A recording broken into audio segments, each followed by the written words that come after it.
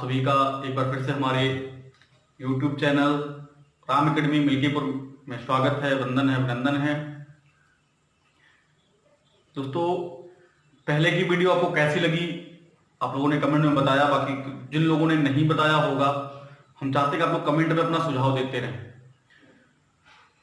तो आज हम एक नई वीडियो लेके आए हुए हैं जिसका टॉपिक होगा द्विघात समीकरण। कक्षा 9 और 10 के बच्चों के लिए द्विघात समीकरण, ये दोनों क्लास में है और इसका हम बेसिक पॉइंट आपको समझाने वाले हैं आज।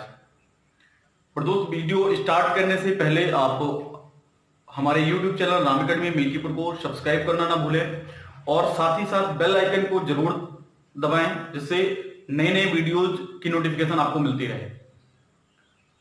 दोस्तों, आज हम चलते हैं अपने टॉपिक द्विघात समीकरण पे। जैसा कि नाम से ही क्लियर है कि द्विघात समीकरण मतलब हो गया आपका ax² plus bx plus c। ऐसा समीकरण जिसमें समीकरण की जो अधिकतम घात है वो 2 हो। ऐसा समीकरण जिसमें समीकरण की अधिकतम घात 2 हो वो द्विघात समीकरण कहलाता है। छोटे चाहे जितने हो कोई मतलब नहीं, बट जो मैक्सिमम पावर है, अधिकतम घात है, वो 2 होनी चाहिए। तो दोस्त, द्विघात समीकरण का जो मानक रूप है, हम जिसको सूत्र भी बोल सकते हैं, मानक रूप ये हमारा है ax² plus bx plus c, जहां पे x ये हमारी चर राशि है और a, b और c ये एक नियतांक है या कोई एक संख्या है। समझ आ गया? ये हमारी द्विघात समीकरण का मानक रूप है। आगे चलते हैं दोस्त। जैसे हमारे पास अगर एक आध क्वेश्चंस दे करके हम इसको सॉल्व कर सकते हैं। जैसे पहला सवाल है x² minus 2x minus 8, x² minus 2x minus 8। इस समीकरण को अगर हम देखना चाहें कि कौन सी घात का समीकरण है, तो सिंपल सी चीज है, यहाँ पे घात कुछ नहीं तो 0 माना जाएगा। यहाँ पे चर राशि की घात 1 है, यहाँ पे चर राशि की घात 2 है, मतलब अधिकतम घात 2 है, इसलिए यह समीकरण हमारा द्विघात समीकरण होगा। समझ आ गया? दोस्तों, एक चीज बता दें, द्विघात समीकरण को हल करने का तरीका, द्विघात समीकरण के हम मध्य पद को तोड़कर, द्विघात समीकरण के मध्य पद को तोड़कर हम इस समीकरण को सरल कर सकते हैं, हल कर सकते हैं। इस समीकरण के इस बहुपद के शून्यक का मान निकाल सकते हैं। एक चीज और भी जानकारी दे दें कि अगर बहुपद हमारा एक चर एक घात वाला समीकरण है तो उसका जो मूल होगा यानी शून्यक होगा, उसका मान 1 आएगा। अगर इस तरीके से द्विघात वाला है तो समीकरण के 2 मान आएंगे। अगर त्रिघात वाला है तो समीकरण के 3 मान आएंगे। इसी तरीके से समीकरण की अधिकतम घात जो होती है, उस समीकरण के जो मूल हैं, जो शून्यक हैं, वो उतनी ही संख्या में आएंगे। अगर अधिकतम घात 2 है तो समीकरण के 2 मूल होंगे, अधिकतम घात 3 है तो समीकरण के 3 मूल होंगे। समझ आ गया दोस्त? अब हमने बताया अगर हमें समीकरण को हल करना हुआ या इसका गुणनखंड करना हुआ, पहले हम गुणनखंड करना जान लेते हैं। अगर समीकरण का गुणनखंड करना है तो हमको बीच वाले पद को तोड़ के ही हम इस समीकरण को सॉल्व कर सकते हैं, सरल कर सकते हैं। परंतु तोड़ने के लिए सबसे जरूरी क्या चीज है, थोड़ा सा यहां पे ध्यान देंगे कि जो अंतिम संख्या है समीकरण में, जो अंतिम संख्या है, चर राशि है, या इसका और x² का जो गुणांक है, गुणे में जो अंक है, यहां पे तो कुछ भी नहीं, 1 माना जाएगा। बट अगर कोई भी संख्या यहां पे होती है तो इन दोनों का हम गुणा कर लेते हैं। जो संख्या आती है, जैसे मान लेते यहाँ पे 1 है तो 1 का और 8 का हम गुणा करेंगे तो 8 आएगा। और हमको लाना क्या है? 2। हमको 2 को तोड़ना है, तो हमको 2 को इन पदों में तोड़ना है कि जो तोड़ने वाली संख्या हो वो इसका एक गुणांक हो, 8 का एक गुणांक हो। जैसे गुणा करने पे उन दोनों संख्याओं का 2 संख्याओं में तोड़ना होता है, उन दोनों संख्याओं का जो गुणा है वो इस संख्या के बराबर हो। और अगर यहाँ पे धन चिन्ह है, प्लस है, तो जोड़ने पे इतना आना चाहिए, बीच वाली संख्या आना चाहिए। या अगर यहाँ पे माइनस है, ऋण चिन्ह है, तो यहाँ पे घटाने पे हमको इतना मान मिलना चाहिए। अब बच्चों हमको 8 को तोड़ना है इस तरीके से कि गुणा करने में 8 आवे और यहाँ पे माइनस है तो घटाने पे 2 आवे। तो हमको पता है कि 8 को हम तोड़ सकते हैं 4 गुणे 2। 8 को हम कर सकते हैं 4 गुणे 2 मीन्स अगर हम 4 का 2 में गुणा करते हैं तो 4 दूनी 8 हो जाएगा। और घटाना है तो 4 को अगर हम 2 में से घटाते हैं तो कितना आएगा, 4 में से 2 गया 2 आ जाएगा। इस तरीके से हम इस समीकरण को तोड़ सकते हैं। जब तोड़ेंगे तो एक्स स्क्वायर हमारा पहला पद वही रहेगा, बीच वाले पद को तोड़ना है तो 2 को हम क्या कर सकते हैं 4 माइनस 2 कर सकते हैं, फिर यहां पे x है x लगाएंगे और माइनस हमारा अंतिम पद भी वही रहेगा। हमने बोला ना कि हमको केवल मध्य पद को तोड़ना है तो हम केवल मध्य पद तोड़ेंगे, बाकी सारे हमारे वही रहेंगे, पहला पद और अंतिम पद हमारा वही रहेगा, जो चिन्ह जहां पे है वो चिन्ह वहां पे रहेगा। यहां पे ध्यान देना यहीं पे ज्यादा गलतियां होती हैं, इस वजह से इस पॉइंट को, इन दोनों लाइनों को अच्छे से समझिएगा। इसके बाद नेक्स्ट आपका आता है एक्स स्क्वायर हमारा ऐसे ही रहेगा। अब देखो यहाँ पे हमको पता है कि ब्रैकेट के बाहर जो भी चीजें हैं उनका गुणा ब्रैकेट के अंदर होता है। अगर हम ब्रैकेट के बाहर आगे की तरफ देखें तो यहाँ पे माइनस चिन्ह है, ऋण चिन्ह है, और ब्रैकेट के जस्ट पीछे अगर हम देखें तो यक्स है। कहने का मतलब माइनस और एक्स दोनों का गुणा हमारा इन दोनों में होगा। समझ आ गया? अब इन दोनों में होगा तो माइनस का 4 में अगर गुणा होगा तो माइनस होगा, 4 का एक्स में गुणा होगा तो 4x, फिर माइनस का माइनस में होगा तो माइनस माइनस प्लस हो जाएगा, 2 का x में गुणा होगा तो 2x हो जाएगा, -8। समझ आ गया दोस्त? इसके बाद हम आगे चलते हैं। अब हमको यहाँ पे दो पदों में कॉमन लेना होता है। हमारे 3 पद थे, 3 को हमने 4 बना लिया, क्योंकि कॉमन हम हमेशा सम संख्याओं का ले सकते हैं। सम संख्याओं की सम अगर पद हैं तभी हम उनका कॉमन ले सकते हैं। तो अब यहाँ पे हम दो पदों का कॉमन ले सकते हैं, यानी इन दोनों में देखो क्या कॉमन है, x कॉमन है, यहाँ पे 2 बार था, एक बार बाहर चला गया तो एक बार बचा, माइनस यहाँ पे x पूरा बाहर चला गया तो बचा केवल 4। फिर हमारा आता है प्लस चिन्ह तो प्लस लगाएंगे, इन दोनों में 2x और यहाँ पे 8 में 2 कॉमन है, क्योंकि 8 2 के पहाड़े में 8 भी आ जाता है, 2 चौको 8, तो यहाँ पे हम 2 कॉमन ले लेंगे तो बचेगा x और माइनस 2 को हम 8 को 2 से भाग देंगे तो 2 चौको 8, यहाँ पे 4 बचा। अब देखो 2 x माइनस 4, यहाँ भी x माइनस 4 यहाँ दोनों में मिल गया, हम इसको फिर से कॉमन ले सकते हैं। तो हमारे पास x माइनस 4 हमने दोनों पदों में से कॉमन ले लिया, क्योंकि एक पद हमारा ये हो गया, एक पद ये, यहां से x माइनस 4 बाहर चला गया तो क्या बचा, अकेला x बचा, और यहां से x माइनस 4 बाहर चला गया तो क्या बचा, +2 बचेगा।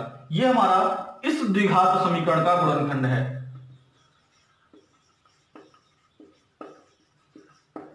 द्विघात समीकरण x² - 2x - 8 का गुणनखंड अगर हम करते हैं तो इस तरीके से हम निकालेंगे। समझ आ गया दोस्त? यहां पे हमको मध्य पद को तोड़ के, मध्य पद को हम 2 भागों में तोड़ देते हैं और उसके बाद 2 पदों में कॉमन ले लेते हैं, फिर जो आता है हमारा ये मान आ जाता है। समझ आ गया? अब अगर हम यहीं पे हम आपको थोड़ा सा बताना चाहेंगे, अगर हम यहीं पे हमको ये बोला जाए कि द्विघात समीकरण x² - 2x - 8 को सरल करो, का गुणनखंड नहीं। अगर सरल करने के लिए बोला जाए तो सरल करने का मतलब ये हुआ कि यहाँ पे जो चर राशियां हैं उनका हमको मान निकालना है, मींस उस समीकरण का शून्य का मान ज्ञात करना है। समझ आ गया दोस्त? तो हम आगे चलते हैं। हमको क्या करना होगा, कुछ नहीं करना है, जिम सेम जैसे ये है, हमको दिया गया है x² - 2x - 8, ये बराबर हमको 0 दिया रहेगा। यहाँ पे किसी भी चीज को हल करने की भी, किसी भी क्वेश्चन को हल करना है, सरल करना है, तो हमको वहां पे 2 पदों का होना, 2 पक्षों का होना बहुत जरूरी है। मतलब बराबर के इधर हमारा एक पक्ष होगा, बराबर को उधर हमारा एक पक्ष होगा, तभी हम दोनों को पक्षांतर करके वहां पे जो चर राशि है x y z जो भी है उसका हम मान निकाल सकते हैं। समझ आ गया? चलते हैं, इसको हम सॉल्व करते हैं। सेम यही प्रोसेस होगा जैसे हमने यहां पे किया था, x² - 2 को हमने तोड़ा था 4 - 2 में, फिर x - 8 बराबर 0 हो गया, यानी यहां से आपका x² माइनस का हमने गुणा किया था तो 4 का x में होगा 4x, माइनस माइनस प्लस, 2 का x में होगा तो 2x - 8 that is equal to 0 हो जाएगा। 2 पदों में कॉमन लेंगे तो x कॉमन लिए तो x - 4 बचा, और प्लस यहां पे हम 2 कॉमन लेंगे तो बचेगा x - 4 बराबर 0 के। फिर हमने x - 4 कॉमन ले लिया था, बचा x + 2, ये बराबर हमारा 0 के हो गया। समझ आ गया? अब यहां तक तो हमारा हो गया, लेकिन हमको x की वैल्यू अलग अलग निकालना है, दोस्त देखो यहाँ पे हमारे पास गुणे में दो पद हैं, गुणे में हमारे पास दो पद हैं। अगर हम इस पद को यहीं पे रोक देते हैं और हम इतने पद को इधर से उधर पक्षांतर करते हैं तो ये हमारा दोनों ब्रैकेट में है, इसका मतलब ये गुणे में होगा। और गुणे से कोई भी संख्या इधर से बराबर के उस तरफ जाएगी तो भाग में हो जाएगी, मतलब जीरो से भाग में हम कुछ भी करते हैं तो हमारा जीरो हो जाएगा। कहने का मतलब हमारे पास बचेगा क्या, x - 4 बराबर 0। लेकिन यहां पे लिख देंगे यदि, क्योंकि हम इसको अगर भेज रहे हैं तो इसको भी तो भेज सकते हैं, समझ आ गया ना। अगर इसको भेज रहे हैं तो हम इसको भी भेज सकते हैं। इसका मतलब अगर x - 4 बराबर 0 होगा तो यहां से हम जो x का मान निकालेंगे -4 उधर जाएगा तो +4 हो जाएगा, हमारा एक मान ये आ गया। परंतु हमारा जो दूसरा मान होगा हम फिर दोबारा इसको पहले हमने इसको भेजा था, फिर अगर हम इसको भेजें तो हमारा ये बचेगा, यानी x + 2 ये बराबर जब 0 होगा तो x बराबर यहाँ पे +2 उधर जाएगा तो -2 हो जाएगा। इसका मतलब समीकरण x² - 2x - 8 के जो शून्यक हैं वो x बराबर हो जाएंगे 4 और -2। दोस्तों ये हमारा उत्तर होगा, समझ आ गया। अब इस क्वेश्चन को आप अपने वीडियो को पॉज करके आप इसको नोट करिएगा, एक बार क्वेश्चन लिखिएगा, द्विघात समीकरण x² - 2x - 8 का गुणनखंड, फिर यहां तक सॉल्व होगा। और जब बारी आएगी सरल करने की, हल करने की, तो सेम क्वेश्चन हमारा इस तरीके से हम यहां पे लगाएंगे, समझ आ गया। यहां पे हमको x की वैल्यू निकालनी होगी, ठीक है ना। तो आगे इसी तरीके से आप अपने और भी क्वेश्चंस अपने बुक से अपने आसपास ढूंढिएगा और इसको लगाइएगा। जो चीजें नहीं समझ में आती हैं आप अपने कमेंट बॉक्स में हमको बताइएगा, हम उसको दोबारा आपको समझाने का प्रयास करेंगे, ठीक है। चलते हैं नेक्स्ट क्वेश्चन पे। नेक्स्ट क्वेश्चन हमारा होगा, तो दोस्तों हमारा अगला क्वेश्चन है y² + y - 72 बराबर 0। अब इस क्वेश्चन को सरल करना है, क्या करना है, सरल करना है। अभी इसमें करना तो सरल है, लेकिन इसमें हमको जो है दो टाइप के सवाल मिल जाते हैं। पहला सवाल ये मिल रहा है कि y² + y - 72 का गुणनखंड, 72 का गुणनखंड, चूंकि गुणनखंड करेंगे तभी हम पक्षांतर करके y का मान निकाल सकते हैं। और दूसरा मिल रहा है सरल करना। तो जैसा कि हमने इसके पहले वाला क्वेश्चन सॉल्व किया था, सेम उसी तरीके से हम सॉल्व करेंगे कि लास्ट वाले पद का ऐसा दो भाग करना है, ऐसे दो गुणनखंड करने हैं कि गुणा करने पे हमारा 72 आ जाए और माइनस है तो घटाने पे इसका गुणांक यानी 1 आ जाए, समझ आ गया। तो 72 में हम ऐसी कौन सी संख्या लें कि गुणा करने पे 72 और घटाने पे 9 आ जाए, घटाने पे 1 आ जाए।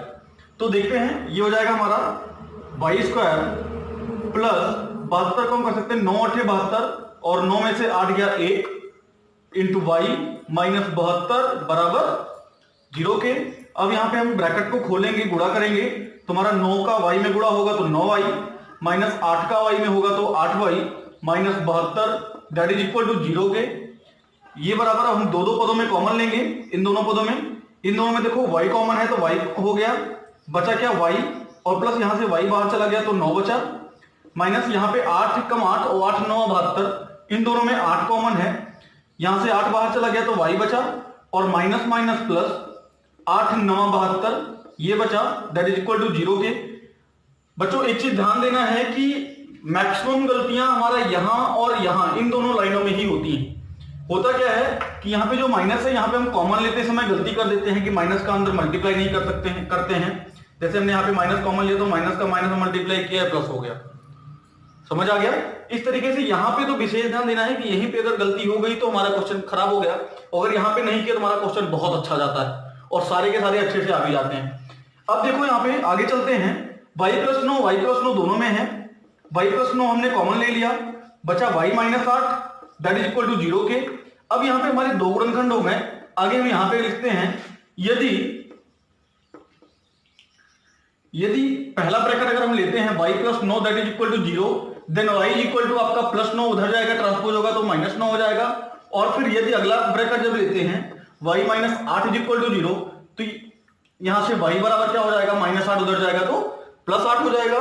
यानी हमारा जो y के मान वैल्यू आ गई वो आ गई 8 और -9, ये हमारे y के गुणांक हो गए। क्या हो गए, y के शून्यांक, सॉरी y के क्या हो गए, शून्यांक, यानी इस समीकरण के शून्यांक यानी y का मान हो गया, समझ आ गया। इस तरीके से ये क्वेश्चन भी आप नोट करिए और नोट करने के बाद इस तरीके के और भी क्वेश्चंस आपको सॉल्व करने हैं, प्रैक्टिस अच्छी से अच्छी करनी है। जो चीजें नहीं समझ में आती हैं आप हमसे दोबारा कमेंट में पूछ सकते हैं, हम उसको और बेहतर तरीके से समझाने का प्रयास करेंगे। ठीक है, तो आपका ये क्वेश्चन हो गया और अब हम चलते हैं अगले क्वेश्चन की ओर। जो हमारा नेक्स्ट क्वेश्चन होगा हम उस पर चलते हैं। अभी तक हम लोगों ने जो सॉल्व किया वो हमारा एक क्वेश्चन था द्विघात समीकरण पर आधारित, उसको हमने सॉल्व किया। अब देखिए हमने जब सॉल्व किया तो हमारा जो y का मान आया और आगे जो x का मान आया था, हर एक के दो दो मान आए। मीन्स द्विघात समीकरण में हमेशा दो मान आते हैं, तो हम मान लेते हैं। अब आगे हमको जो पढ़ना है वो है हमारा द्विघात समीकरण के मूल। क्या पढ़ना है? द्विघात समीकरण हमने लिखा हुआ है, अब उसके हमको मूलों को पढ़ना है। हम मान लेते हैं द्विघात समीकरण के दो मूल अल्फा और क्या है, बीटा।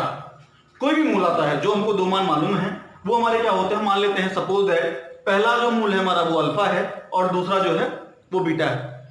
हमने अभी तक जो पढ़ा हमको समीकरण मालूम था, हमको मूल निकालना था, बट हम उसका उल्टा जस्ट उल्टा पढ़ेंगे। हमको मूल दिया गया है और समीकरण निकालना है। तो अगर हम इस तरीके से करते हैं तो हमारे पास कुछ एक सिस्टम है, हम उस सिस्टम को लेकर के आगे बढ़ते हैं। जैसे जो हमारा द्विघात समीकरण का मानक रूप होता है, मानक रूप हमारा होता है ax square plus bx plus c। मानक रूप हमारा ये होता है। आगे हम चलते हैं। अब इस तरीके से अगर हम मूलों का अगर हम योगफल निकालते हैं, मूलों का योगफल, तो हमारे पास सूत्र होता है। देखो हमारे पास मूल क्या है, अल्फा और बीटा है। इन दोनों का जो योगफल होगा इस समीकरण से जो हमारा होगा वो माइनस यक्स का गुणांक बटे यक्स स्क्वायर गुणांक, माइनस यक्स का गुणांक बटे यक्स स्क्वायर का गुणांक, यानी माइनस यक्स के गुणांक का मतलब हो गया यक्स के गुणे में जो अंक है कौन सा है, b, ये हो गया।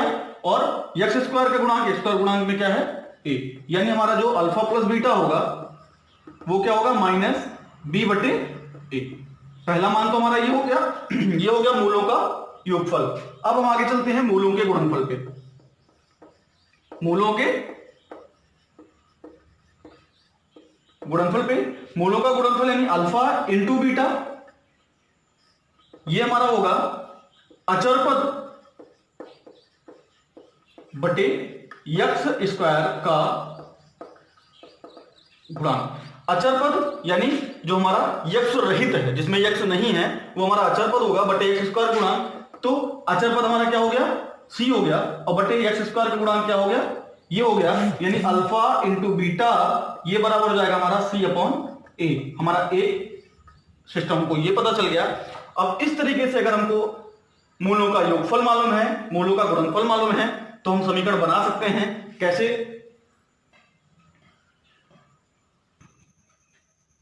अब दोस्तों अगर हमको मूलों का योगफल अल्फा प्लस बीटा हमको दिया गया है और मूलों का गुणनफल अल्फा इंटू बीटा अगर हमको दिया गया है, तो हम इस तरीके से हमारा जो समीकरण का फॉर्मूला होता है इस तरीके से हम इसको सिस्टम में सेट करके और हम समीकरण बना सकते हैं। जैसे हमको अगर ये दोनों दिया गया है तो हमारा जो समीकरण होगा वो होगा एक्स स्क्वायर माइनस मूलों का योगफल इंटू एक्स प्लस मूलों का गुणनफल बराबर 0। ठीक है, रखते हैं। आइए देख लेते हैं। एक्स स्क्वायर माइनस मूलों का योगफल हमारा अल्फा प्लस बीटा है इंटू एक्स और प्लस मूलों का गुणनफल अल्फा इंटू बीटा है बराबर 0 के। अब हम सबका मान रखते हैं कि x square minus alpha plus beta हमको क्या मिला हुआ है, अल्फा प्लस बीटा मिला हुआ है माइनस b बटे a इंटू एक्स और प्लस अल्फा इंटू बीटा हमको मिला हुआ है c बटे a। ठीक है, दैट इज इक्वल टू 0 के। समझ आ गया? अब इस तरीके से हम आगे चलते हैं। एक लाइन मिटानी पड़ेगी दोस्तों। ये हमारा बहुत ही इंपॉर्टेंट टॉपिक है और अगर ये चीज हमारा तैयार है तो हमको समीकरण ना तो बनाने में कभी प्रॉब्लम आएगी, ना तो समीकरण को कभी सॉल्व करने में प्रॉब्लम आएगी। हमको X square minus B by A हमने अल्फा प्लस बीटा का वैल्यू रख दिया into X plus alpha into beta का वैल्यू रखा c अपॉन a बराबर 0 के। दैट इज इक्वल टू हो जाएगा आपका एक्स स्क्वायर माइनस का माइनस में मल्टीप्लाई होगा तो प्लस b बटे ए एक्स प्लस c बटे a इज इक्वल टू 0 के। और हम पूरे का एलसीएम ले लेंगे तो हमारा देखो a से हम क्या करते हैं, गुणा करवा देते हैं। ए से सब में हम गुणा करवा देंगे, यहाँ पे ए से गुणा होगा तो ए एक्स स्क्वायर हो जाएगा, प्लस अगर यहाँ पे हम ए से ए में गुणा करेंगे तो ए से ए कट जाएगा, बचेगा हमारे पास बी एक्स, और प्लस हमारा यहाँ पे सी बचेगा, ए से ए कट जाएगा बराबर 0। ये हमारा आ गया समीकरण। समझ आ गया? सेम हमको हमारा जो मेन फॉर्मूला है, अगर हमको द्विघात समीकरण के मूल मालूम है तो हमारा ये क्वेश्चन काम आएगा। समझ आ गया दोस्त? तो आज आपको इतना ही तैयार करना है। हमने 2 क्वेश्चन आपको बताए उस टाइप का। इसके बाद मूलों का, अगर हमको द्विघात समीकरण के मूल मालूम है तो उनका योगफल, गुणनफल और उस पर आधारित समीकरण, इतना आपको तैयार करना है। इतना तैयार करने के बाद अगला वीडियो आपको हम आगे देंगे, और बेहतर वीडियो जानने के लिए आप हमारे चैनल राम अकेडमी मिल्कीपुर को सब्सक्राइब करिए और नोटिफिकेशन आपको मिलता रहे, इस वजह से बेल आइकन को दबाना ना भूलें। आज के लिए इतना ही। Thank you so much. Thank you.